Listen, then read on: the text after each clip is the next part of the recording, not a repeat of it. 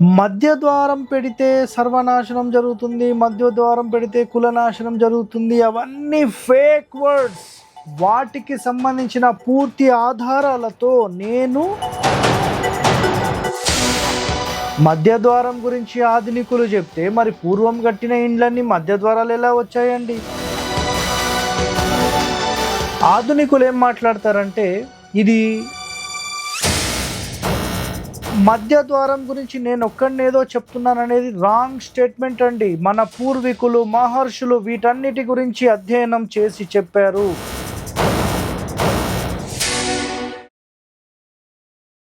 ప్రేక్షకులందరికీ నమస్కారం అండి. మధ్య ద్వారం కరెక్ట్గా సెంటర్లో పెట్టాలా పెట్టకూడదా అనే కన్ఫ్యూజన్స్ చాలామందికి ఉన్నాయి.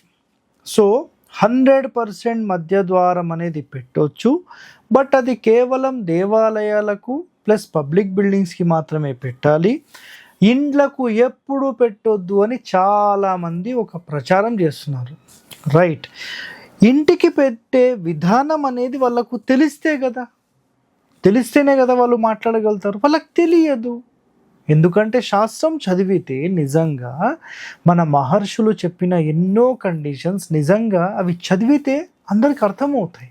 మరి చదువు రాని వాళ్ళక, మరి చదవడం రాకనా, చదువుకోవడానికి ఇంట్రెస్ట్ లేకన్నా, వాళ్ళు తెలుసుకోవడానికి ఇంట్రెస్ట్ లేకన్నా, వాళ్ళు తెలుసుకోకుండా ప్రజలందరినీ కన్ఫ్యూజ్ చేస్తున్నారు.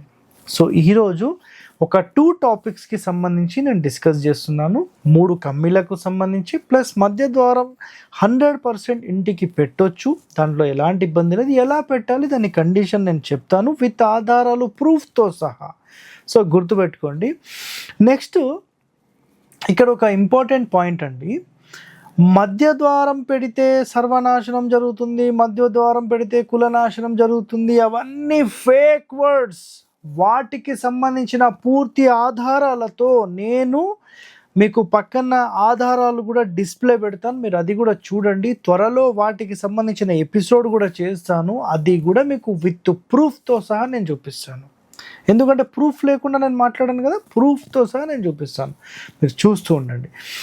సో మధ్య ద్వారం అనేది పెట్టాలనేది ఆధునికులు చెప్పారు అనేది చాలామంది దుష్ప్రచారం చేస్తున్నారండి. అది 100% రాంగ్ వర్డ్. మధ్య ద్వారం గురించి ఆధునికులు చెప్తే మరి పూర్వం కట్టిన ఇండ్లన్నీ మధ్య ద్వారాలు ఎలా వచ్చాయండి? ఆలోచన చేయాలి అందరూ, అర్థమైందా?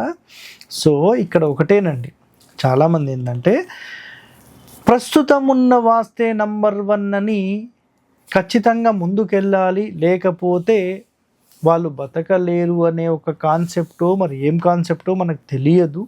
బట్ పురాతన వాస్తుకి సంబంధించి మనం ఏదైతే ఆ పాయింట్స్ అన్నీ తీసుకొని ముందుకు వస్తున్నామో, మనల్ని అడ్డుకోవడానికి ఎంతోమంది ఎన్నో విధాల ప్రయత్నం చేస్తున్నారు. వాటన్నిటికీ బ్రేక్స్ చెప్పేది ప్రేక్షకులే, గుర్తుపెట్టుకోండి.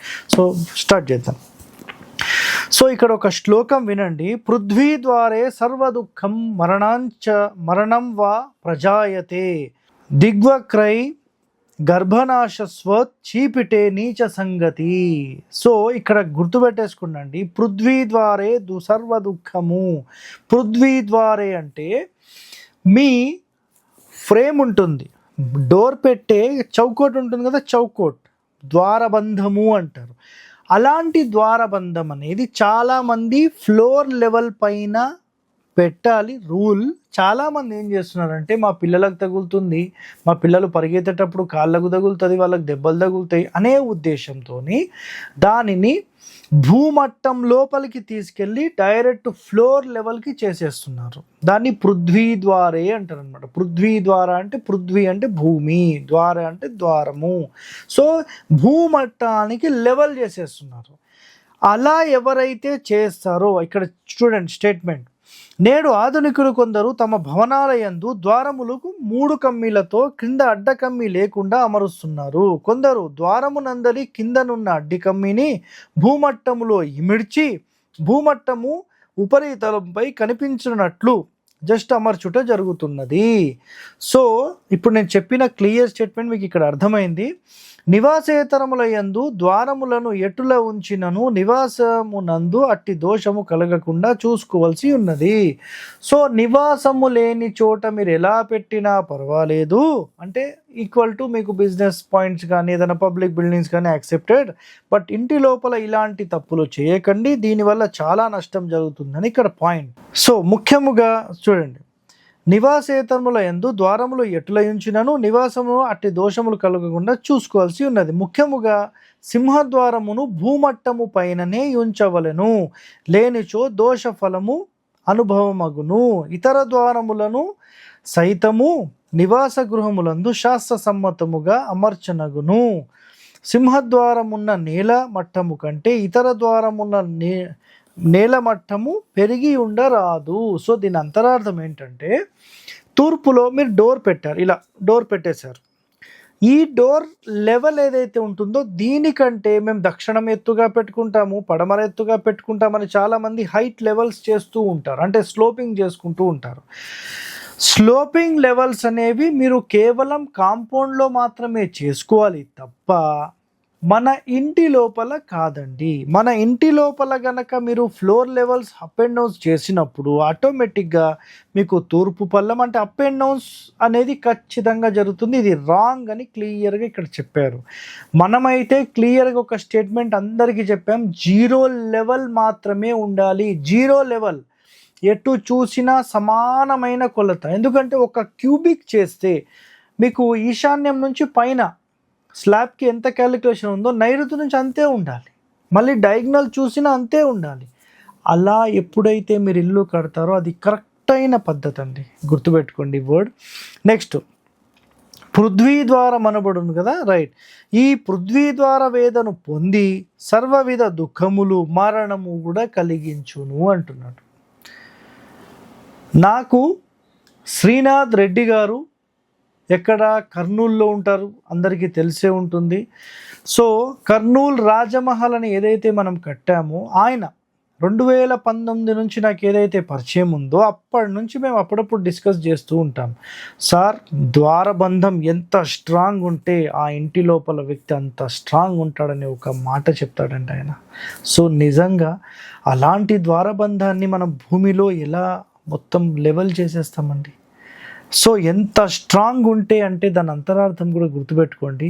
సో డోర్ అనేది అంత స్ట్రాంగ్ ఉండాలి, మెయిన్ డోర్ అండి, ఎందుకంటే ప్రధాన ద్వారమే చాలా ఇంపార్టెంట్ కాబట్టి అది వెరీ వెరీ ఇంపార్టెంట్ అండి. ఓకే, సో నెక్స్ట్ ఇక్కడ మనసారలో ఏం చెప్పారు, మధ్య ద్వారాలకు సంబంధించిన కండిషన్ అండి. సో ఇందాక చెప్పాను కదా, గృహ మధ్యే ద్వారం నస్వౌత్ మధ్య సూత్రస్య వామేతు ద్వారం కుర్వాది చక్షణ అని చెప్పారు.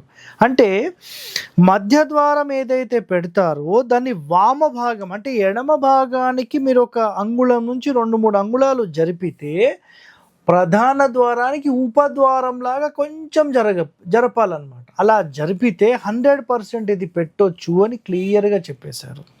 ఇంకా మీకు ఇది కూడా చెప్తాను, మధ్య ద్వారంతు దేవానాం ద్విజన మనవిభృతాం శేషాణమపి సర్వేష ముపమధ్యం విధీయతే. సో మయమతంలో ఏం చెప్పారు, ఎందుకంటే ఆధునికులు ఏం మాట్లాడతారంటే ఇది అంటే మధ్య ద్వారం గురించి ఆధునికులు చెప్పారంట, మరి మయమతంలో ఎలా చెప్పారండి?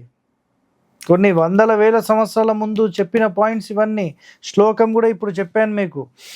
గృహ మధ్య భాగమునందు ఉపమధ్యమున ద్వారము నుంచదగి ఉన్నది అనగా మధ్య సూత్రమునకు వామ అంటే ఎడమ భాగము అంటే లోపల నుంచి చూసినప్పుడు సెంటర్ డోర్ అనేది వామ ఎడమ పార్శ్వమునందు కనీసము 2 లేదా 3 అంగుళములు తప్పించి ద్వారము నుంచదగి ఉండును అని శాస్త్రము. కనుక కొందరు భావించినట్లుగా గృహ మధ్యమునందు కానీ గది మధ్యమునందు కానీ కొంచెము ఎడమ పక్కగా ఉపమధ్యమున ద్వారాదులు ఉంచవలెను, అది దోషము కాదని తెలియచున్నది. సో ఇంత క్లియర్ స్టేట్మెంట్ అనేది ఏదో మసాలాలు కలిపినాను, ఆయన సొంత కవిత్వం చెప్తున్నాడని మాట్లాడుతున్నారు. మరి ఆధారాలతో పాటు మీకు పక్కన డిస్ప్లే పెడతాను, చదవండి. సో మధ్య ద్వారం గురించి నేను ఒక్కడినేదో చెప్తున్నాను అనేది రాంగ్ స్టేట్మెంట్ అండి. మన పూర్వీకులు మహర్షులు వీటన్నిటి గురించి అధ్యయనం చేసి చెప్పారు. అలాంటి వర్డ్స్ ఈరోజు ఈ హరి అనే నోటి నుంచి వస్తున్నాయంటే నిజంగా వాళ్ళ ఆశీర్వాదం అని నేను అనుకుంటాను.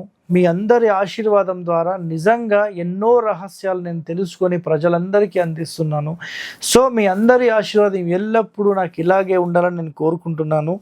సో మీరందరూ ఇలాంటి వాస్తు రహస్యాలు తెలుసుకోవాలంటే stay tune to our channel. Thank you అండి. ధన్యవాదాలు.